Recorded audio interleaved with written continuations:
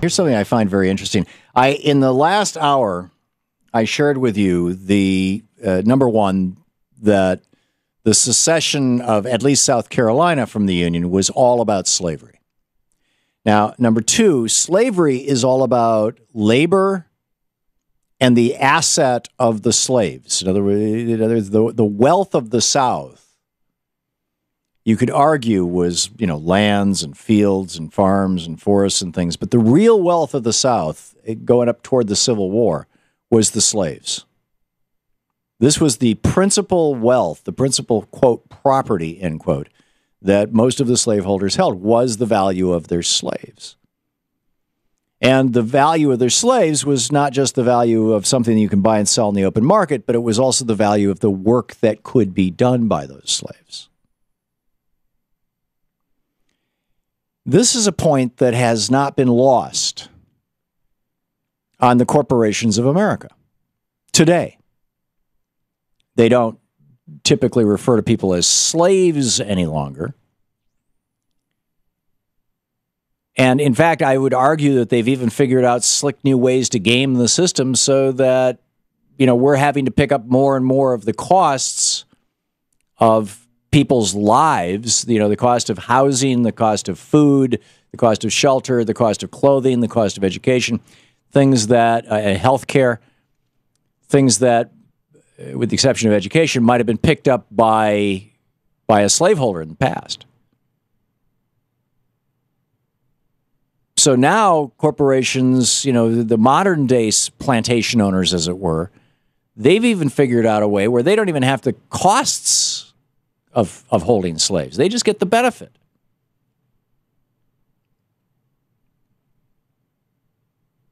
And then we discover that in 1936, Vance Muse starts this American Christian Association.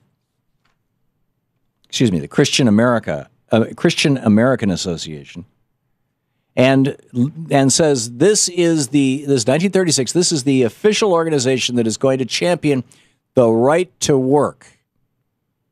The right to work in a workplace that does not have union representation. Why? Because the union representation protected people of color in the South.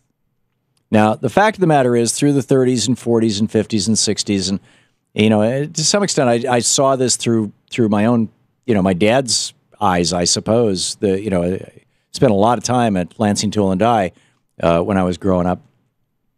Metal Machining Company, the company that Dad ultimately ended up with. He worked for Lansing Tool and Die and Lansing Die Sinking, and then he ended up with Metal Machining Company for 30, 40 years. In that the unions back then in some parts of the country, and I would say that this is, to some extent the case in Lansing, at least from what I saw, were arguably still agents of segregation. I don't recall any people of color ever working in my dad's tool and die shop, even though it was located in the part of Lansing that was surrounded by, a couple of square miles of people of color. So unions were used in the United States. We have to acknowledge this. Unions were used in the United States throughout the 30s, 40s, 50s, 60s, 70s to keep the workplace segregated in many places. But in the South, there were many places where unions were also used to elevate the political power status, the workplace power status of people of color as well. And so Vance Muse came along and said, we can't have this. And his sister talking about liberally using the N-word about her servant, her maid, this, that, and the other thing. And they started this, Christian American Association and invented this right to work phrase. And now Scott Walker in Wisconsin, after passing a voter ID law that makes it harder for people of color, urban dwellers, young people, and old people in the state of Wisconsin to vote, now is pushing through right to work for less legislation that, he already, as he told that billionaire woman a year or so ago that got caught on videotape where she said, what what can we do to flip this state red? And he's like, I'm going to take the unions on, and I'm going to play divide and conquer. I'm going to first go after the public sector unions, because a lot of citizens can't figure out why somebody who works for the state, has a pretty good job, needs a union. And then once we've taken down the public sector unions, then we'll go after the private sector unions, the for-profit sector unions, which is what they're doing right now. Even though during the last election, when he was running for re-election as governor, he said, no, I'm not going to go after those unions. He lied. Just like he said, no, I'm not going to go after abortion. He lied. Scott Walker is a liar. I mean, this is just part of his political history. And there's a lot of folks still sitting around scratching their heads going, why did he leave college? I've had this story told to me by several different people. Well, I don't want to repeat a story that I can't document. But I think the question, did Scott Walker get kicked out of college because of political shenanigans? He was running for student council or something like that. And was he kicked out of college because he got busted stealing newspapers that might have had an editorial that was unfavorable to him or something like that? The stories are out there. Whether they're true or not is something that has to be determined. But inquiring minds want to know. But anyhow, my point is that Right to Work for Less shares a racist history with secession, and shares, frankly, in my opinion, a racist history with the largely white, middle class, and mostly boomer generation Tea Party. These are the people who were the white racists in the 50s and 60s and 70s, screaming at people of color who wanted to go to college or who wanted to go to school.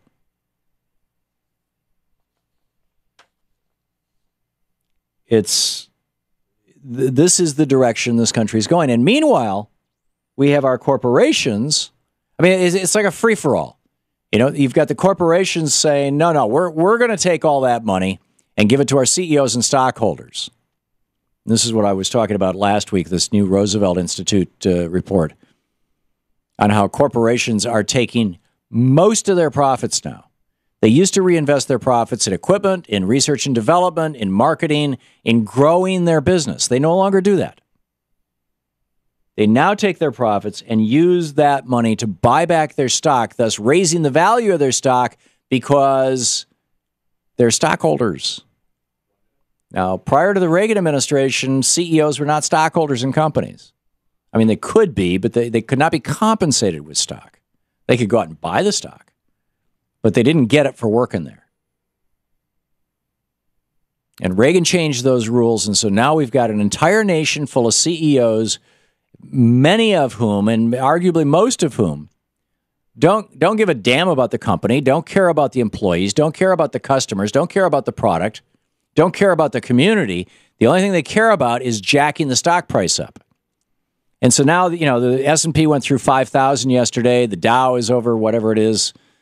And people say, oh, look at the economy is doing great. The stock market's up. No, the stock market's up because the businesses that are represented on the stock exchange, on the New York Stock Exchange and all the various other ones, that these businesses are behaving in a way that doesn't increase the value of the company. It only increases the value of the stock.